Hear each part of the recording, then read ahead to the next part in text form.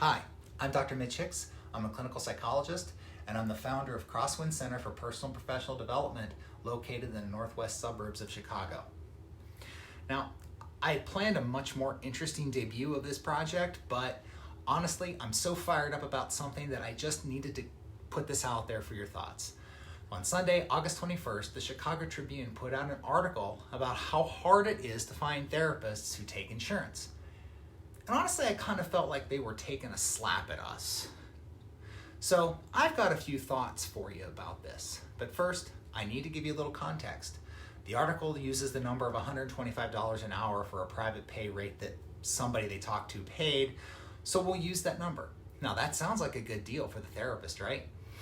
Yeah, well, when you consider that most full-time therapists will schedule between 20 and 25 patients a week because of the significant emotional investment that we put into each person, and then some portion of that has to cover overhead expenses, those expenses keep going up, but our reimbursements have stayed flat. And of course, those tax collectors always have their hands out. So it's not quite as good. Also, when one of us, that is the patient or the client, takes vacation, is ill, there's a holiday, whatever, well, there's no session and we don't get paid. And we have a lot of unpaid administrative tasks that take up our time. So this is why most of us look at each insurance company and plan with an eye to the pay to bullshit ratio. And that latter is defined as intrusions into your privacy and the therapy, unpaid time with administrivia, and coordination calls where we have to defend our work to get paid and the like. We signed up to help people, not waste time with things designed to keep us from getting paid. Next, think about all the practicing therapists as a big pie.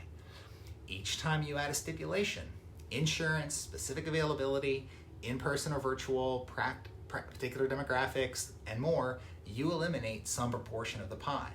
Now, you need what you need, you want to see who you want to see, and you're not wrong for wanting that, but the reality is the more qualifiers you put on your request, the harder it is to find a therapist. Now, we work with each other, we coordinate, we talk, we try to help you find somebody that works, but at the end of the day, the more qualifiers makes it harder. So back to insurance. Under federal law, we therapists are all considered competitors, even if we don't see ourselves primarily in that light. That means we cannot collectively bargain, and thus we have limited power to affect the pay and the policies of insurance companies. We have one legal option.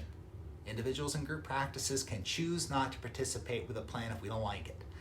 This strategy is paying off because two major companies have brought their rates nearly on par with Medicare and the best paying commercial plan. And they're doing that to attract more providers. Now, if they reduced all that bullshit side of things, well, they get a lot better response. So it's not that we're greedy and we don't care, we do. But our children also have grown accustomed to eating regularly, and it's hard to be a good therapist for you when we are very stressed and worried about our obligations. So, you want more options? Tell your employers to select plans that pay better and don't add bullshit to our lives. By the way, I'm a psychologist who takes insurance. Not all of them though. Thanks for listening. If you'd like to learn more about our practice, you can reach us at www.crosswindcenter.com. You can also send me comments at crosswindcenter.com. Thanks for listening. Until next time, be kind to others and yourself.